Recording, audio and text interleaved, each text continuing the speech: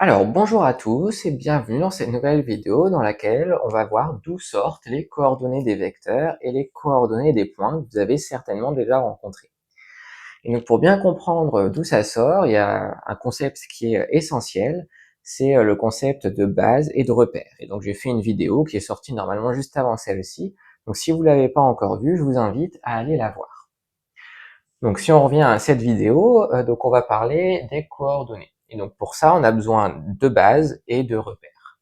Donc on a vu dans la vidéo précédente que si on a deux vecteurs non collinéaires, U et V, eh bien UV ça correspond à une base du plan, par exemple le plan du tableau, et au UV, si on rajoute un point qu'on appelle l'origine, ça va être un repère du plan. Et donc c'est à partir de ces notions qu'on va définir les coordonnées de vecteurs et de points, et on va commencer par les vecteurs. Donc si on se restreint seulement aux vecteurs, il n'y a pas de raison qu'il y ait des points qui interviennent, donc par exemple l'origine ici. Donc tout va pouvoir se passer avec seulement des histoires de base. Donc là on va prendre deux vecteurs, U et V, donc qui sont comme ceci. Et l'idée, si on prend un troisième vecteur, W par exemple, qu'on va prendre comme ceci, eh bien, il va falloir se demander quelles sont les coordonnées de W. Et donc, pour ça, l'idée, ça va être de décomposer W selon U et V. Donc, je vais faire une combinaison linéaire. Donc, on va exprimer W en fonction des deux vecteurs de la base. Et en fonction de cette décomposition, on va pouvoir extraire les coordonnées du vecteur. Donc là, ici, sur le dessin, j'ai essayé de faire en sorte que W, ça soit U plus V. Parce qu'ici, donc on a le vecteur U. Si on reporte le vecteur V ici, eh bien, on va conclure que W, c'est 1U plus 1V. Et donc, les coordonnées de W, ça va être égal à 1, 1. Là, il y a plusieurs façons de noter les coordonnées. Moi, j'aime bien faire sous la forme de colonnes pour les vecteurs et de lignes pour les points. Il y a certaines personnes qui utilisent des colonnes pour tout le monde ou des lignes pour tout le monde, en séparant les coordonnées par des virgules ou des points-virgules. Bon, peu importe, ça c'est des histoires de notation. Ça change un peu d'une personne à l'autre, donc choisissez les mêmes notations que votre prof, si c'est pas les mêmes que les miennes. Mais voilà, ça change pas la face du monde. Donc on a cette décomposition, donc on a ces coordonnées. Maintenant, si on fait la même chose pour U, parce que U c'est un vecteur aussi du plan, V aussi, donc on peut se demander mais quelles sont leurs coordonnées? Eh bien ça va être exactement la même chose, on va essayer de décomposer les deux vecteurs sur U et V. Donc voilà, c'est assez simple parce que U c'est 1U plus 0V, et que V c'est 0U plus 1V. Ça va, c'est normalement pas trop compliqué au niveau des calculs. Et donc ici, on peut conclure que les coordonnées de U, ça va être 1, 0. Et que les coordonnées de V, eh bien, ça va être 0, 1. Et donc là, bon, on a fait des exemples assez faciles avec que des 1 et des 0, mais ça marche pour tous les vecteurs. Par contre, ce qui est important à comprendre, c'est que les coordonnées des vecteurs vont dépendre de la base. Là, ici, les coordonnées 1, 1, 1, 0, 0, 1, ça marche seulement dans la base UV. Si on prend une autre base, eh bien, les coordonnées vont changer. On peut faire un exemple, hein. Donc un exemple tout bête, tiens, ça va être en inversant l'ordre des vecteurs dans la base. Donc au lieu de travailler dans la base UV, on va travailler dans la base VU. Donc là, pour le coup, W, ces coordonnées vont pas changer. Il va y avoir un changement, par contre, pour U et V. Parce que U, là, ici, ce qui est important, c'est de faire la décomposition dans le même ordre que la base. Donc là, ici, on va avoir U qui est égal à 0V plus 1U. Donc, c'est la même chose, hein. Ici, U plus V, enfin U plus 0V ou 0V plus U, c'est la même chose, mais quand on va basculer au niveau des coordonnées, vu qu'il faut conserver l'ordre entre les vecteurs de la base et l'ordre des coordonnées, eh bien cette fois-ci, au lieu d'avoir 1, 0, on va avoir 0, 1.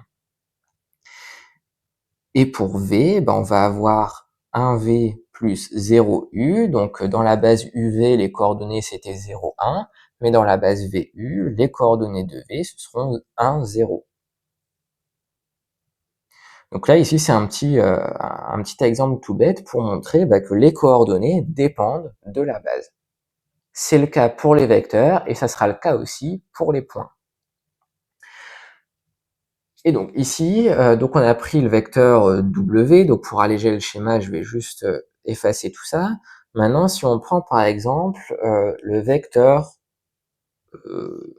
enfin un autre, non, on va pas prendre W, on va prendre le vecteur X. Et bien là, c'est pas très simple, ou disons, on va même le prendre, parce que là, ça tombe à peu près bien, mais si on le prend comme ça tombe moins bien. Là, c'est pas très simple pour voir quelle décomposition va bien marcher. On se doute qu'il va falloir prendre un moins U pour aller déjà dans la bonne direction, et puis en prendre un... Enfin, si on refait moins U, on va aller un peu trop loin.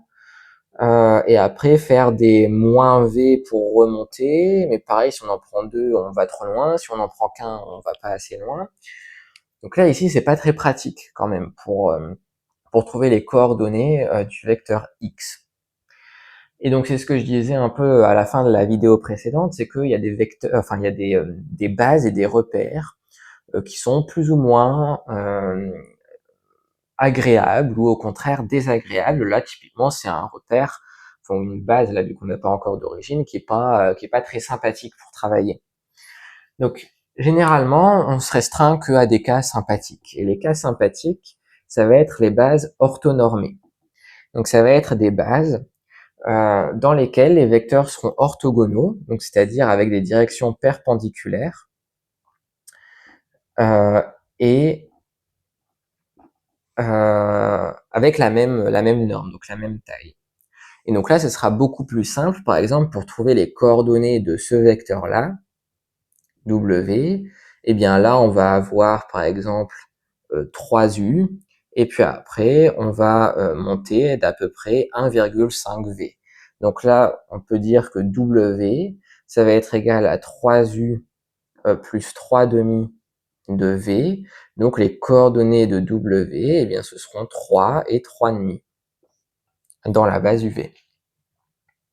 Et donc généralement, on travaille toujours dans des bases et dans des repères orthonormés, justement parce que c'est beaucoup plus pratique que de travailler dans des bases ou des repères dans lesquels les vecteurs ont des directions quelconques qui ne sont pas perpendiculaires. Donc voilà, donc les coordonnées des vecteurs, eh bien ça vient de la décomposition des vecteurs sur les vecteurs de la base. Si vous avez compris ça, normalement les coordonnées des points, ça ne devrait pas poser trop de problèmes. Donc maintenant, si on passe au point, eh bien, il va falloir passer dans des histoires de repères, parce que dans les bases, il n'y a que des vecteurs qui interviennent. Donc si on se restreint à des histoires de vecteurs, ça marche très bien de travailler dans des bases. Maintenant, si on passe à des histoires de points, il y a un moment, il va falloir introduire des histoires de points, donc il faut passer à un repère. Donc là, plutôt que de se compliquer la vie, on va tout de suite se placer dans un cas sympa où les vecteurs sont orthogonaux et ont la même norme. Donc là, on va prendre un vecteur I et un vecteur J. Puisque généralement, c'est comme ça qu'on les appelle. Depuis le début de la vidéo, j'utilise U et V, mais généralement, on utilise plutôt I et J dans les exercices. Donc, on va basculer sur ces notations-là. Donc, comme je disais dans la vidéo précédente, en fait, l'intérêt d'introduire une origine, en plus des vecteurs de la base, eh bien, c'est de fixer les coordonnées 0, 0, puisque l'origine du repère aura pour coordonnées 0, 0. Et maintenant, si on prend un point A, et puis on prendra un point B ici, eh bien, pour trouver les coordonnées de A, eh bien, il va d'abord falloir trouver les coordonnées de OA, le vecteur OA. Et les coordonnées de A et les coordonnées du vecteur OA seront les mêmes. Donc là, ici, ça revient à faire le même exercice que dans la première partie de la vidéo, donc de décomposer le vecteur OA selon les vecteurs I et J. Donc là, ici, on peut essayer de faire ça. Donc on va avoir 1i, 2i, 3i, 4i. Bon, on va être entre 4 et 5, donc disons ici. Et puis après, 1j, 2j et 3j.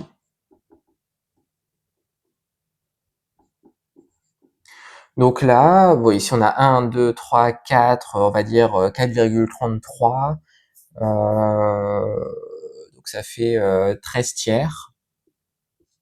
13 tiers de i plus 3j. Donc les coordonnées de OA, c'est 13 tiers 3. Et les coordonnées de A, le point A, eh bien ça va être 13 tiers 3. Si on fait la même chose avec B, donc là B, on arrive à peu près ici sur l'horizontale, donc à peu près à 2,5i. Et puis si on descend, on va avoir moins J, moins 2J et moins 3J. Donc on va avoir OB qui est égal donc à 2,5, donc 5 demi de I, moins 3J. Donc les coordonnées de OB, le vecteur OB, ce seront 5 demi moins 3. Et les coordonnées de B, eh bien, ça sera 5 demi moins 3.